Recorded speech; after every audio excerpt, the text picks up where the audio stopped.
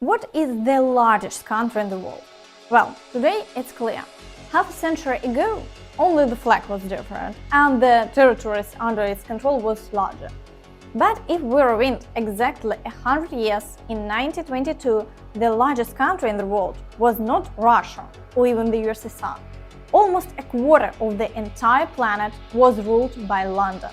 The British Empire had the largest holdings on all 6 continents, even in Antarctica. The Crown controlled 458 million people, or 25% of all the inhabitants on the Earth.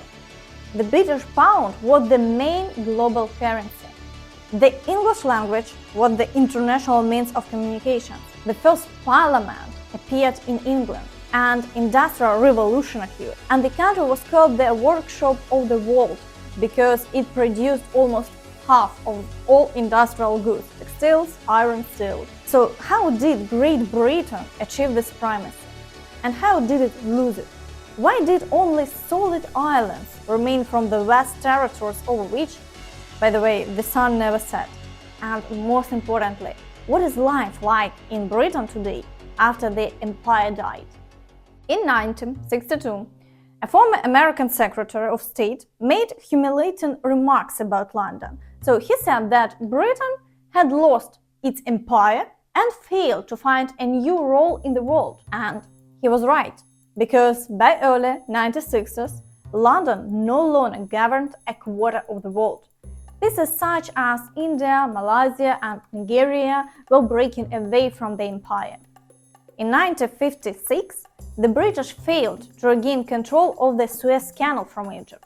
Just so you understand, this is a key point in global trade, which the British had controlled for a whole century. And then, lo and behold, the new government of Egypt simply takes the canal for itself. And overall, the world is already been divided by other people, 2 new superpowers, the United States and the Soviet Union. But in 1991, the Soviet flag was lowered over the Kremlin, leaving a vast number of citizens of the former USSR with nothing to eat. No country for you, no imperial grandeur.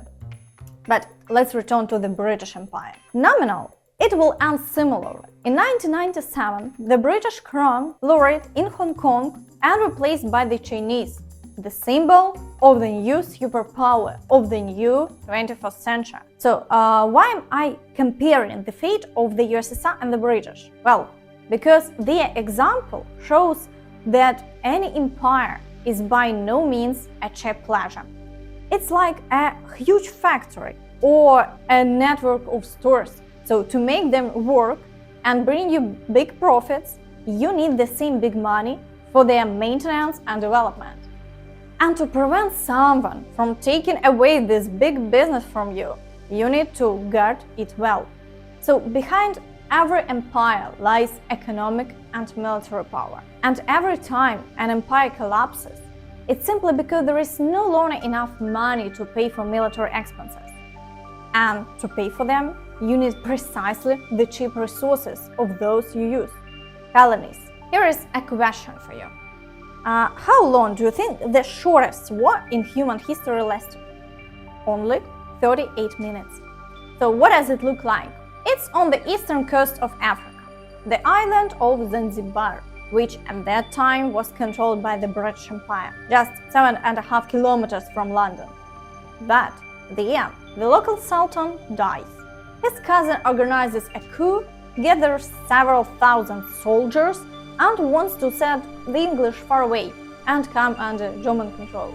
But the British issued a clear ultimatum: guys, let's be reasonable, lay down your weapons and lower your flag. But it all ends with them being ignored, and British ships destroyed the Sultan's palace, and everyone defended it in just 38 minutes. Under instant bombardment, 500,000 people died. Zanzibar surrendered and remained a British protectorate until 1964. Royal Yacht Britannia brings Princess Margaret to Zanzibar. This is the first time a member of the British royal family has visited Zanzibar for 30 years. Question: why do they need these islands? Because It's crucial British port for global trade between East Africa, the Arabian Peninsula and even India. Giving it to the Germans would mean losing control over the Indian Ocean. Secondly, Zanzibar has resources that can be profitably sold, such as spices and ivory. And besides, one of Britain's main stars, Freddie Mercury, will soon emerge in Zanzibar. Jokes aside, but Freddie is actually a perfect illustration of the legacy of the British Empire. Born in Zanzibar, his real name is Farooq Bulsara. His parents are from India and they will send Freddie there to study. But then the whole family will move to England when that very Zanzibar gains independence as a result of the revolution. 1982. Near the coast of Argentina, on the Falkland Islands, or as the Argentines call them, the Malvinas, there is a population of about 3,000 people. And it's for this piece of land that a full-scale war erupts. Argentina attempts to occupy the islands, considering them its own. In Britain, having already lost much of its imperial territories by then, they are not willing to lose these and send their military ships to the Falklands. 2 months pass and victory remains with London, as do the islands. The question: why fight tens of thousands of kilometers away from home when you've already ceased to be an empire? Because it's profitable. The Falkland Islands have oil and profitable fishing grounds. Plus, you maintain your military base and influence at the other end of the earth. And there, only 3,000 people live. Now compare that to Zanzibar or India. How much can you earn in the 20th century from ivory or spice? And what will you do with the vast population of Indians, Sikhs and Muslims who are constantly rebelling and fighting among themselves? And they lack crucial resources of the 20th century like oil and gas. The cost of maintaining such territory will be hundreds of times more expensive than the potential profit. Now we need to answer the question: how did Britain achieve global success when they controlled so many territories scattered all over the world? Remember, in the video about the USA, I talked about 2 key factors of the current strength of Americans. The first is that their naval fleet dominates the ocean, thus allowing them to control global trade. And the second is the natural protection of the American continent. Now look at British geography. It's essentially the same story but in miniature. Try invading their islands, especially when England is called the mistress of the seas. But truth be told, Britain didn't immediately become a great naval power. In 1453, the English finally lost the 100 Years' War to the French and lost all their possessions in continental Europe. Plus, very soon, by the standards of that time, in 1492, Columbus discovered America. And all Europeans caught the bug of long-distance sailing and the exploration of new lands. And here, the British will initially be lagging behind, because all the lucrative pieces will be snatched up first by nimble Spaniards and Portuguese. And here, whether you like it or not, you have to build your own fleet. Firstly, to keep up with the feast of life, plunder and divide defenseless territories, enslave the peoples of America and Africa, and secondly, to protect yourself from the same Spaniards, Portuguese and Dutch. In the end, the English will crush the invisible Spanish Armada and at the same time legalize piracy. For those unaware, Queen Elizabeth I gladly supported fellows like Francis Drake and John Hawkins to raid Spanish trade ships. By the way, the rapid growth of the English fleet eventually contributes to the Industrial Revolution. So how? What are ships and cities built from? Wood. It also heats their homes, but its supplies on the island are limited anyway. The population is growing, and so are the prices for timber. For example, to build a mid-line ship, you need 2,500 large oak logs. Where to get additional wood? Well, there are of course colonial sawmills in North America, but you need to transport it from there. Plus, they all want independence there, and they will get it soon, and the gig will be up. And then, what logic follows? To replace their dwindling food, the British will start heating their homes with coal. The demand for coal is growing, so they have to dig deeper and penetrate underwater horizons. Mines flood with water. It needs to be pumped out. And at some point, it's already beyond the capabilities of both human and animals. And here, technologies come into the race for profit. In 1781, the Scotsman James Watt improved the steam engine of another Englishman, Newcomen, and patented an invention that would work not only as a pump. So his steam engine could also power spinning and weaving machines, as well as other mechanisms.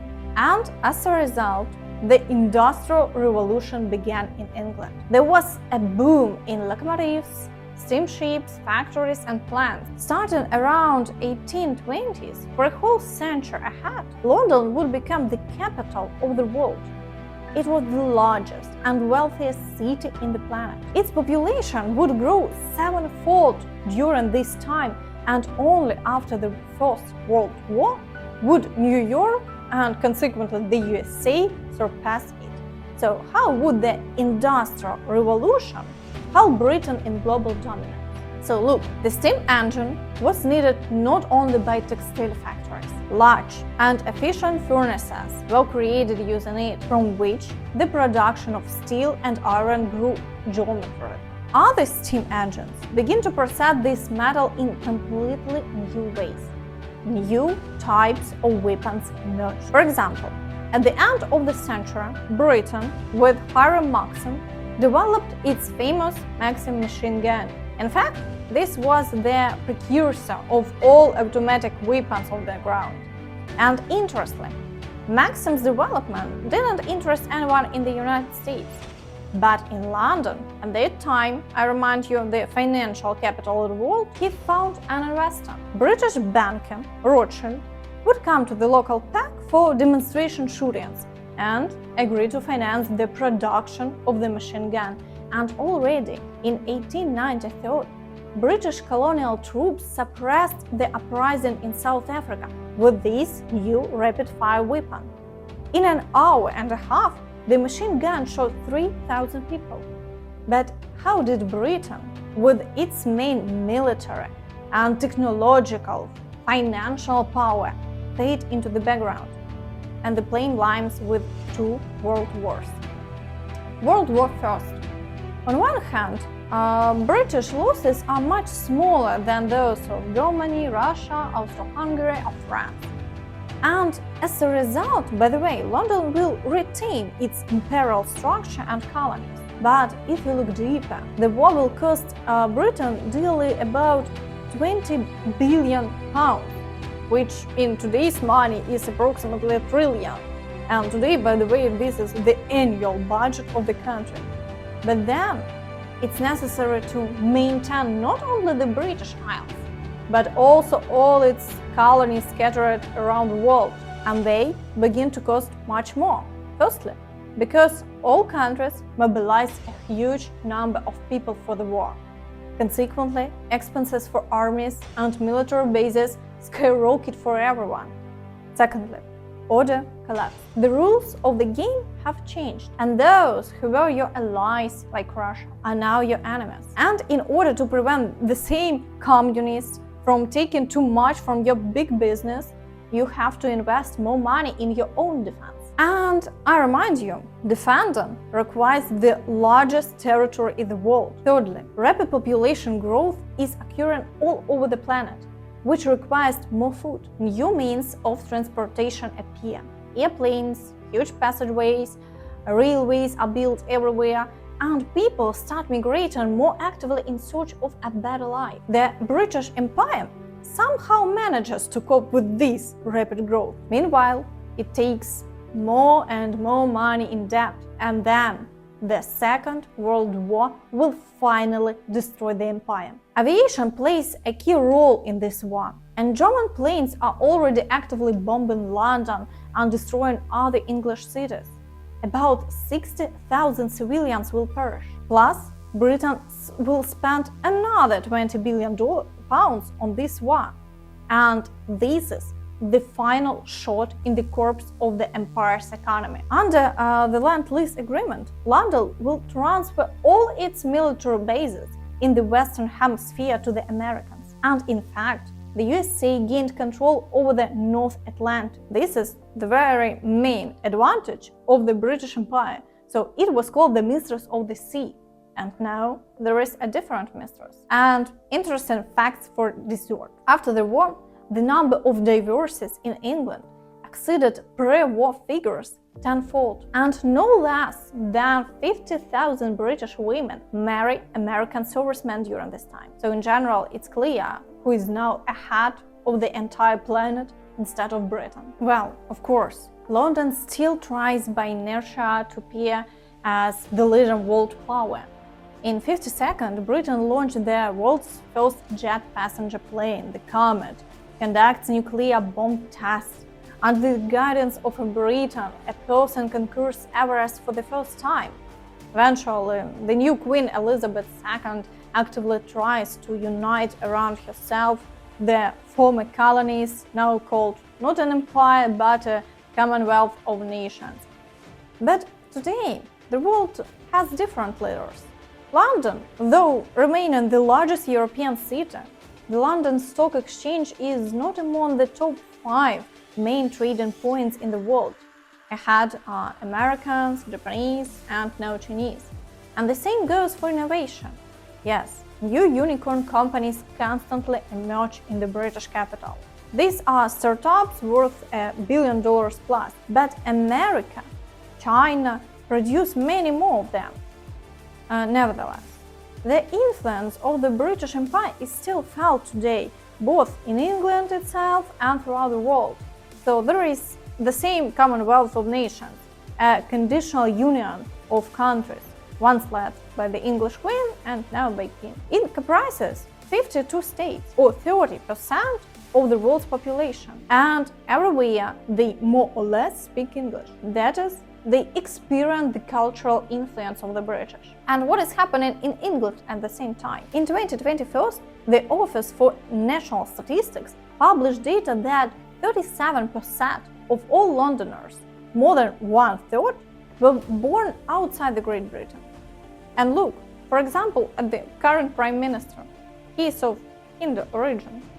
So against the backdrop of a magnificent past and a modest present, the history of Britain is a reminder that nothing remains unchanged forever.